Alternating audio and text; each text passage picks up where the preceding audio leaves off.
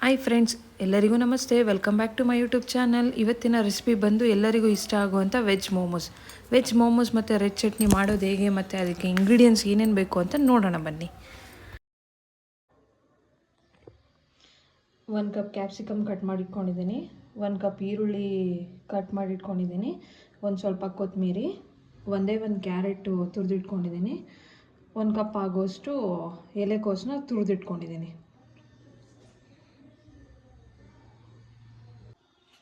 ಇವಾಗ ಒಂದು ಬೌಲ್ಗೆ ತರಕಾರಿ ಎಲ್ಲ ಹಚ್ಚಿಟ್ಕೊಂಡಿದ್ನಲ್ಲ, ಇವಾಗ ಬೌಲ್ಗೆ ಹಾಕಿ ಮಿಕ್ಸ್ ಮಾಡ್ಕೊಳ್ಳೋಣ.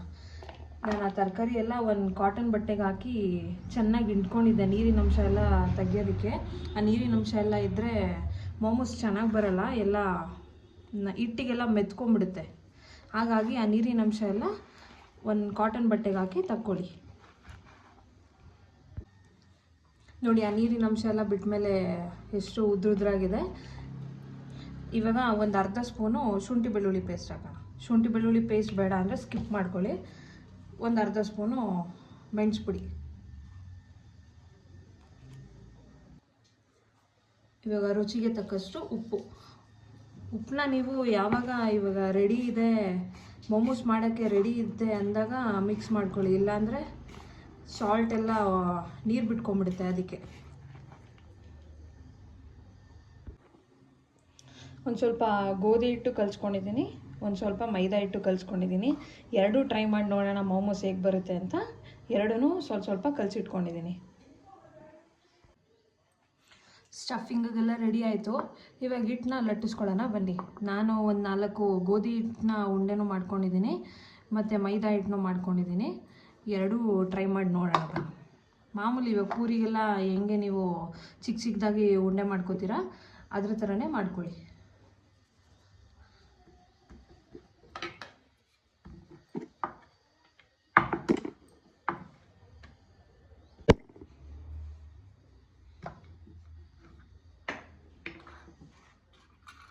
ಸೈಡಿಗೆ ಒಂಚೂರು ಎಣ್ಣೆ ಹಚ್ಕೊಳ್ಳಿ.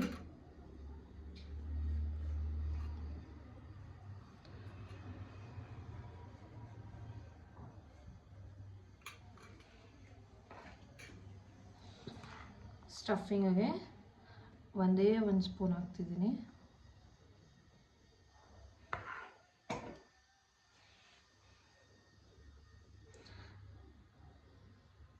ಮೋದಕ್ಕಾಗೆಲ್ಲ ನೀವು ರೆಡಿ ಮಾಡ್ಕೋತೀರಲ್ಲ, ಆ ಥರ ಮಾಡ್ಕೊಳ್ಳಿ. ನಿಮ್ಗೆ ಯಾವ ಡಿಸೈನ್ ಬೇಕೋ ಆ ಥರ ಮಾಡ್ಕೊಳ್ಳಿ.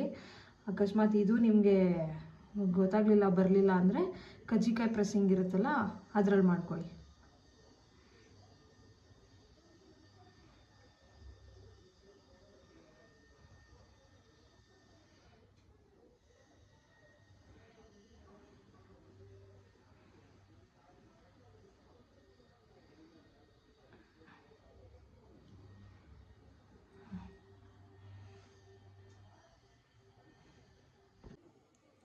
ನಾನು ಒಂದು 10 ರೆಡಿ ಮಾಡ್ಕೊಂಡಿದ್ದೀನಿ.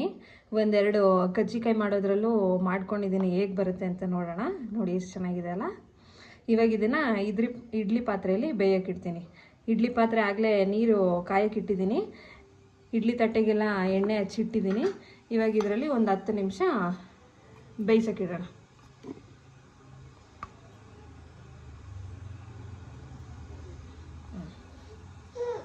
ಒಂದು 10 ಫಸ್ಟ್ ಬ್ಯಾಚಲ್ಲಿ ಇಡ್ತೀನಿ, ಇನ್ನು ಮಿಕ್ಕಿದ್ದು ನೆಕ್ಸ್ಟ್ ಮಾಡ್ಕೋತೀನಿ. ಇದು ರೆಡ್ ಚಟ್ನಿಗೆ ಒಂದು 10 ಖಾರದ ಮೆಣಸಿನ್ಕಾಯಿ ಮತ್ತು ಒಂದು 10 ಬ್ಯಾಡಗೆ ಮೆಣಸಿನ್ಕಾಯಿ, 2 ಟೊಮೆಟೊ, ಎರಡೂ ಒಂದು 10 ನಿಮಿಷ ಬೇಯಿಸ್ಕೊಳ್ಳೋಣ.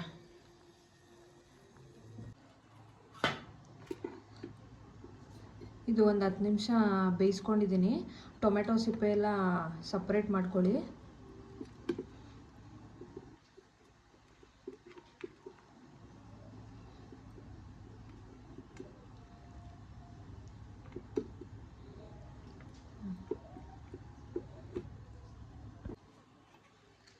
ಇವಾಗ ಇದನ್ನು ಗ್ರೈಂಡ್ ಮಾಡ್ಕೊಳ್ಳೋಣ.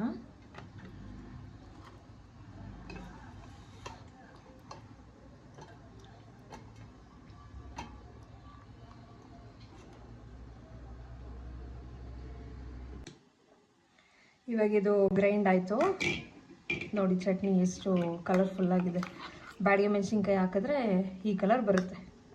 ಇವಾಗ ಬ್ಯಾಡಗೆ ಮೆಣಸಿನ್ಕಾಯಿ ಬೇಡ ಅಂದರೆ ಸ್ಕಿಪ್ ಮಾಡ್ಕೋಬೋದು, ಬರೀ ಖಾರದ ಮೆಣಸಿನ್ಕಾಯಿ ಮಾತ್ರ ಹಾಕ್ಕೊಳ್ಳಿ. ಇವಾಗ ಇದನ್ನು ಒಗ್ಗರಣೆ ಹಾಕ್ಕೊಳ್ಳೋಣ ಬನ್ನಿ.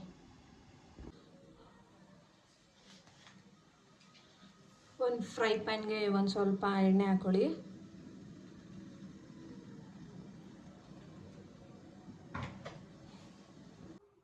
ಇವಾಗ ಎಣ್ಣೆ ಕಾದಿದೆ, ಗ್ರೈಂಡ್ ಮಾಡಿ ಇಟ್ಕೊಂಡಿರುವಂಥ ಟೊಮೆಟೊ ಪೇಸ್ಟ್ ಹಾಕ್ತಿದ್ದೀನಿ.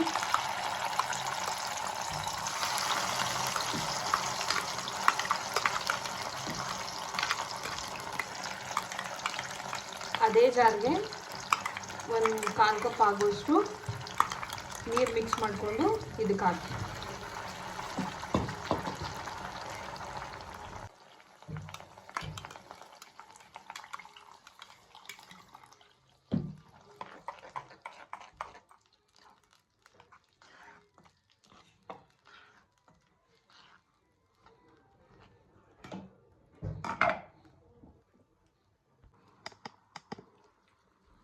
ಇವಾಗ ಇದು ಕುದೀತಿದೆ, ಒಂದು ಸ್ವಲ್ಪ ಶುಂಠಿ ಬೆಳ್ಳುಳ್ಳಿ ಪೇಸ್ಟ್ ಹಾಕ್ತೀನಿ.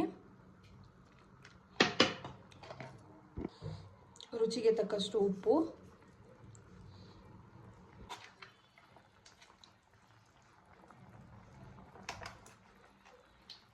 ಇದಕ್ಕೆ ಒಂದು 2 ಸ್ಪೂನಷ್ಟು ಟೊಮೆಟೊ ಸಾಸ್ ಹಾಕ್ತೀನಿ. ಟೊಮೆಟೊ ಸಾಸ್ ಇಲ್ಲ ಅಂದರೆ ಸೋಯಾ ಸಾಸ್ ಆದರೂ ಮಿಕ್ಸ್ ಮಾಡ್ಕೊಳ್ಳಿ.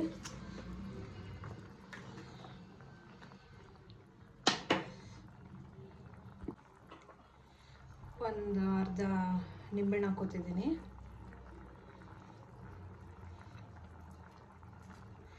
ನಿಂಬೆಹಣ್ಣು ಇಲ್ಲ ಅಂದರೂ ವೆನಿಗರ್ ಆದರೂ ಹಾಕ್ಕೋಬೋದು.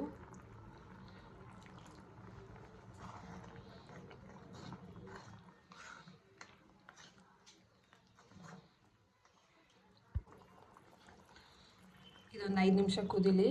ಇದು ರೋಡ್ ಸೈಡಲ್ಲೆಲ್ಲ ಹೇಗೆ ಮೋಮೋಸ್ ಜೊತೆ ರೆಡ್ ಚಟ್ನಿ ಕೊಡ್ತಾರೆ, ಸೇಮ್ ಅದೇ ಫ್ಲೇವರೇ ಬರ್ತಿದೆ ನೋಡಿ. ಎಷ್ಟು ಚೆನ್ನಾಗಿ ಕಾಣ್ತಿದೆ ಅಲ್ಲ. ಇದು 3 ಗೋಧಿ ಹಿಟ್ಟಿಂದು, ಇದು ಮತ್ತು ಮೈದಾ ಹಿಟ್ಟಿಂದು ರೆಡ್ ಚಟ್ನಿ ಮತ್ತು ಮಯೋನೀಸು.